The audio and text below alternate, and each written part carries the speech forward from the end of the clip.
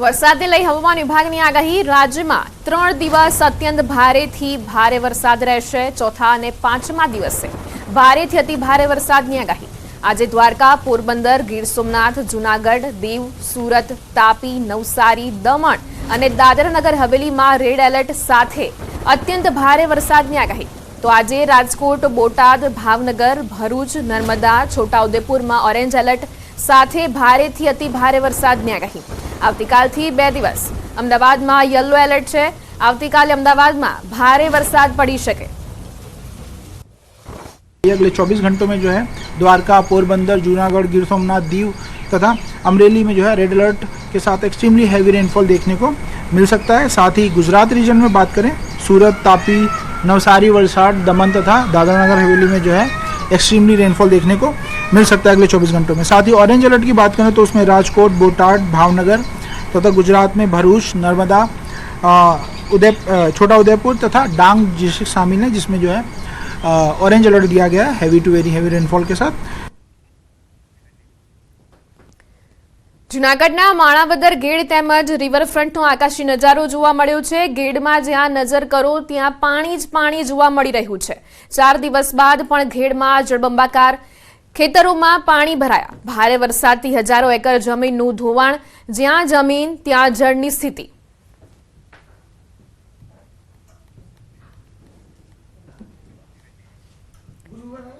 પોરબંદરના મોજા ગામે પહોંચ્યું ન્યૂઝ 18 ગુજરાતી। મોજાથી કુતિયાણાનો હાઈવે પાણીમાં ગરકાવ, અનેક ગામ બેટમાં ફેરવાયા। કડચ, બગસરા, ફુલરા, હંટરપુર બેટમાં ફેરવાયા। ભાથરોટ, બાલાગામ પણ બેટમાં ફેરવાયા।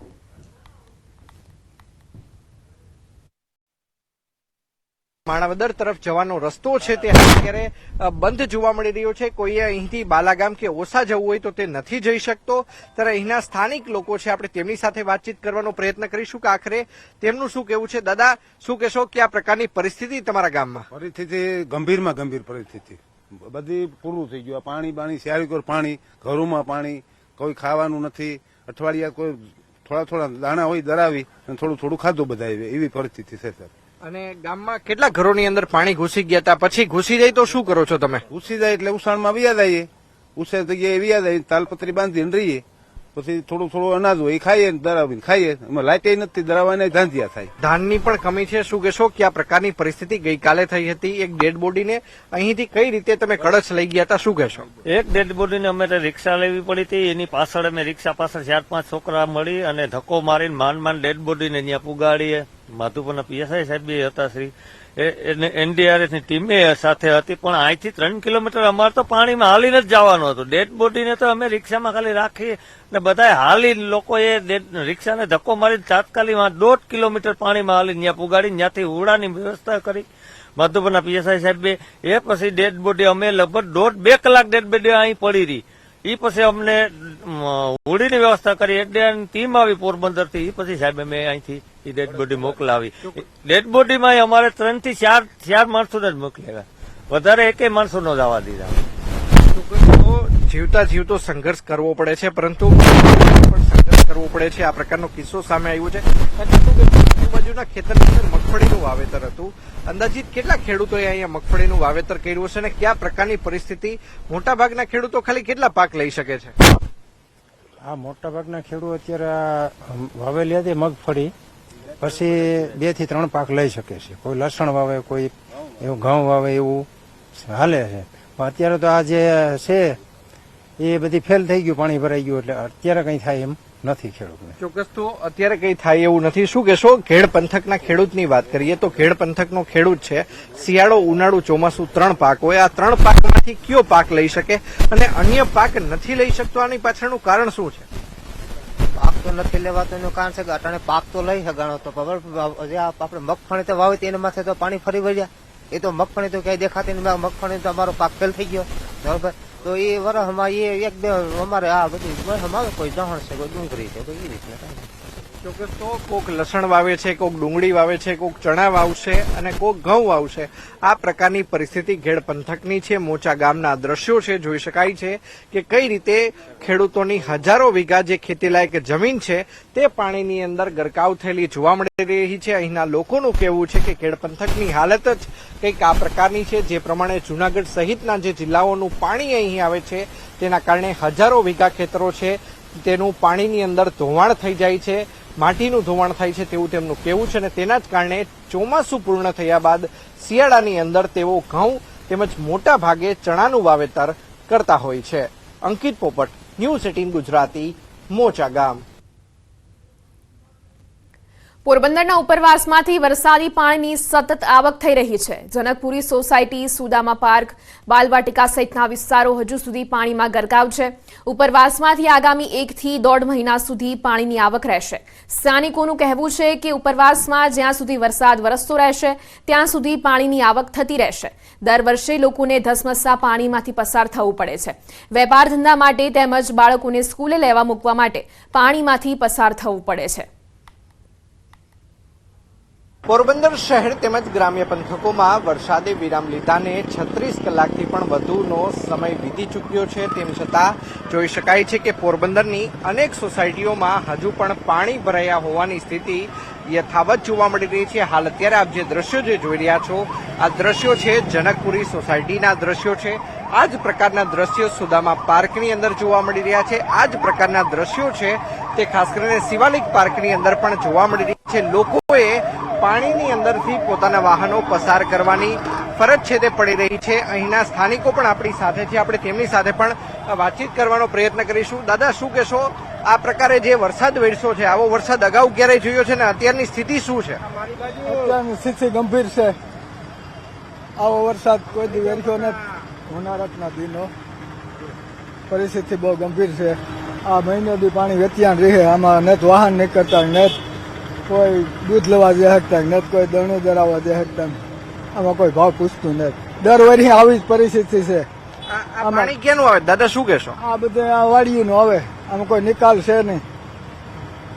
લોકોએ આમ જ રહેવાનું, આમ જ રહેવાનું. મહિનો દી આ વેતિયાણ દી અહીં પૈસા ચડાવીને જવાનું. ચોક્કસ અન્ય લોકો છે, આપણે તેમની સાથે પણ વાતચીત કરીશું. શું કહેશો? આજુબાજુની કેટલી સોસાયટીમાં આ જ પ્રકારે પાણી હોય છે? વરસાદ રહ્યા બાદ પણ આ પ્રકારની પરિસ્થિતિ? લગભગ મહિનો 1.5 મહિના સુધી આ પાણીનો આ વિસ્તારમાં પાણી ભરેલા રહેશે અને આ ઉપરથી પાણી વાડી વિસ્તારમાંથી આવે છે. 15-16 ગામનું પાણી અહીંયાથી નીકળે છે અને દર વર્ષે આ જ પરિસ્થિતિ છે. 1.5 મહિના સુધી આ જ પરિસ્થિતિ રહેશે. માણસને ખાવા પીવાનું, ઘરમાં કોઈ વ્યવસ્થા નથી, બકાલા નથી, દરણા નથી, દૂધ લેવા માટે 2-2 કિલોમીટર દૂર જવું પડે છે. કોઈ વ્યવસ્થા છે નહીં. દર વખતે આ પરિસ્થિતિ થાય છે. ચોક્કસ તો દર વર્ષે આ જ પ્રકારની પરિસ્થિતિનો સામનો અહીંના સ્થાનિકો કરે છે. અન્ય એક ભાઈ છે, શું કહેશો? આપ કયા વિસ્તારમાં રહો છો અને આપના વિસ્તારની પરિસ્થિતિ કયા પ્રકારની છે? વરસાદે વિરામ લીધો પરંતુ પાણી હજુ પણ શરૂ છે, શું કહેશો? હા, હું સુદામા પાર્કમાં રહું છું અને આ જ પરિસ્થિતિ છે બધાની. પાણી એટલું બધું આવ્યું છે કે ઘરોમાં પાણી ઘૂસી ગયા છે. માણસને બહુ હાલાકી થાય છે.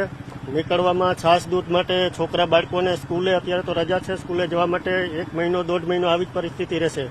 ઉપરવાસમાંથી જે પાણી આવે છે એનો કોઈ નિકાલ નથી, એટલા માટે આ પાણી અહીંયાથી જ નીકળે છે. તો આની કંઈક સુવિધા કરે સરકાર. અહીંયા કોઈ ડાયવર્ઝન નથી કે આ પાણી છે તે અન્ય જગ્યાએથી ડાયવર્ટ થઈને? કારણ કે તમારી અનેક 10 થી 12 જેટલી સોસાયટી છે કે જ્યાં આ જ પ્રકારે પાણી આગામી સમયમાં પણ નીકળતું રહેવાનું છે. હા, આ તો મહિનો દિવસ સુધી આવી રીતે જ ચાલુ રહેશે પાણી. કારણ કે કુવા છે એ અત્યારે છલકાઈ જાય, એના લીધે જે પાણી છે એ બહાર નીકળશે કુવામાંથી અને આ પરિસ્થિતિ તો રોજ રહેશે જ હમણાં. તેમની જે સોસાયટી છે તેની અંદર આગામી 1 થી 1.5 મહિના સુધી આ જ પ્રકારે પાણી છે તે ખાસ કરીને ભરાયેલા રહેશે. તેમને જો પોતાના બાળકોને મૂકવા જવું હોય તો પણ આ જ પાણીમાંથી તેમને પસાર થવું પડશે. તેમને કોઈ જગ્યાએ ચીજ વસ્તુઓ લેવા જવી હોય, પોતાના વેપાર ધંધા રોજગાર અર્થે જવું હોય તો પણ આ જ પ્રકારની પરિસ્થિતિનો સામનો છે તે કરવો પડશે. અન્ય પણ એક વૃદ્ધ આપણી સાથે છે, આપણે તેમની સાથે વાતચીત કરીશું. કાકા, શું કહેશો? જે રીતે 48 કલાકમાં 27 ઇંચ વરસાદ વરસ્યો હતો, આવો વરસાદ ક્યારેય અગાઉ જોયો છે? ના, આવો વરસાદ અટાણે લગભગ 75 વર્ષ પહેલા નથી જોયો. 75 વર્ષ પહેલા પડ્યો હોય તો ભલે, બાકી અત્યારે તો દરેક આ વમળમાં માણસ અટવાઈ જાય છે તો નીકળવા માટે બહુ મુશ્કેલ પડે છે. આ વરસાદે તો વિરામ લીધો, તમારી સોસાયટીમાં કેમ હજી પાણીની આવક ચાલુ છે? આનું કારણ શું છે? અમારે ઉપરવાળેથી બખરલાના પાણી આવે છે એટલે અહીંયા હોમડ ગોઠવાનું એટલે જૂની ચામુંડ માતાજીની મંદિરની બાજુથી પાણી વધારે આવે છે એટલે વધારે એ હોમડમાં માણસો પશુઓ તથા જનાવરો ઝેરી વગેરે તણાતા આવે છે. હજી તો સુધી ભગવાનની દયાથી કોઈને બટકું ભર્યું નથી, પણ આ વરસાદથી જેમ આબ ફાટ્યું એવું લાગે છે. તો ખાસ કરીને જે રીતે અહીંના લોકો વાત કરી રહ્યા હતા કે ભલે વરસાદે વિરામ લીધો હોય પરંતુ આગામી 1 થી 1.5 મહિના સુધી આ જ પ્રકારે ઉપરવાસનું પાણી જ્યાં સુધી બંધ નહીં થાય ત્યાં સુધી જનકપુરી તેમજ જે સુદામા પાર્ક સહિતના જે સોસાયટીના જે રહીશો છે તેમને આ જ પ્રકારે પાણીમાંથી પસાર થઈને પોતાના વેપાર ધંધા રોજગાર અર્થે જવાનું રહેશે. સાથોસાથ કોઈ ચીજવસ્તુઓની ખરીદી કરવી હોય તો પણ આ જ પ્રકારે પાણીમાંથી પસાર થઈને જવાનું રહેશે. અંકિત પોપટ, ન્યૂઝ 18 ગુજરાતી, પોરબંદર. પોરબંદરમાં મેઘરાજાના વિરામ બાદ હજુ સુધી મંદિરોમાંથી વરસાદી પાણી ઓસર્યા નથી. વીર વચરાજ દાદાના મંદિરમાં વરસાદી પાણી ભરાયેલા છે. પૂજારી મહેશગીરીએ જણાવ્યું કે 2 દિવસ પૂર્વે લોકોના ઘરમાં પાણી ઘૂસી જતા અહીં આશરો આપવામાં આવ્યો હતો. લોકોને રહેવા તેમજ જમવાની સુવિધા પણ પૂરી પાડવામાં આવી હતી. જ્યાં સુધી ઉપરવાસમાંથી વરસાદી પાણીની આવક થતી રહેશે ત્યાં સુધી મંદિરના પરિસરમાં પાણી ભરાયેલા રહેશે. મંદિર પરિસરમાં 1 થી 1.5 ફૂટ પાણી ભરાતા દર્શનાર્થીઓને હાલાકીનો સામનો કરવો પડી રહ્યો છે. ભક્તો મંદિરની બહારથી દર્શન કરી રહ્યા છે. પોરબંદર શહેર તેમજ પોરબંદરના ગ્રામ્ય પંથકોમાં ભલે વરસાદે વિરામ લીધો હોય પરંતુ પોરબંદર શહેરના અનેક એવા વિસ્તારો છે કે જે હજુ પણ પાણીની અંદર ગરકાવ જોવા મળી રહ્યા છે. ખાસ કરીને હાલ અત્યારે આપ જે દ્રશ્યો જે જોઈ રહ્યા છો આ દ્રશ્યો છે પોરબંદર શહેરની અંદર આવેલા વચરાજ દાદાના મંદિરના દ્રશ્યો છે કે જ્યાં હજુ પણ મંદિરની અંદર 1 થી 1.5 ફૂટ જેટલું પાણી છે તે મંદિરની અંદર ગરકાવ થયેલું જોવા મળી રહ્યું છે. લોકોએ જો અહીંયા દર્શન કરવા આવ્યા હોય તો કેટલાક લોકો અંદર આવે છે પરંતુ મોટા ભાગના લોકો છે તે બહારથી દર્શન કરે છે. અહીંના પૂજારી આપણી સાથે છે, આપણે તેમની સાથે વાતચીત કરવાનો પ્રયત્ન કરીશું. બાપુ શું કહેશો, હજુ આ પ્રકારની પરિસ્થિતિ કેટલા દિવસ રહેવાની છે? 12 દિવસ સુધી આમ 10-12 દિવસ સુધી પાણી વાડીઓનું બધું અહીંયા જ આવે પાણી. કોઈ નિકાસ 15 દિવસ આમ રહે પાણી. જે રીતે 48 કલાકમાં 27 ઇંચ જેટલો વરસાદ વરસ્યો ત્યારે ક્યાંની પરિસ્થિતિ હતી બાપુ, શું કહેશો? ત્યાં તો બહુ ભયંકર પરિસ્થિતિ હતી. આટલું પાણી હતું અંદર. આ બાજુ વંડિયું પડી ગઈ, આ બાજુ બધું વેર વિખેર અમુક અહીંયા પછી આશરો આપ્યો રાતે હુવા હતો. રૂમ ખોલી દીધા, અહીંયા રહ્યો ને અહીંયા બનાવીને ખવડાવી બીજું હું. તેમને આ જગ્યાએ આશરો આપવામાં આવ્યો હોવાનું આ જે મહેશગીરી બાપુ છે તે જણાવી રહ્યા છે.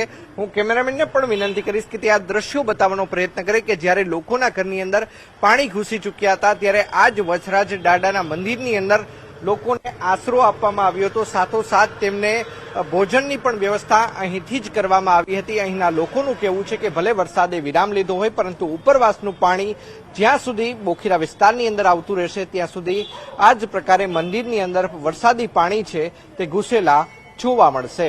અંકિત પોપટ, ન્યૂઝ 18 ગુજરાતી, પોરબંદર.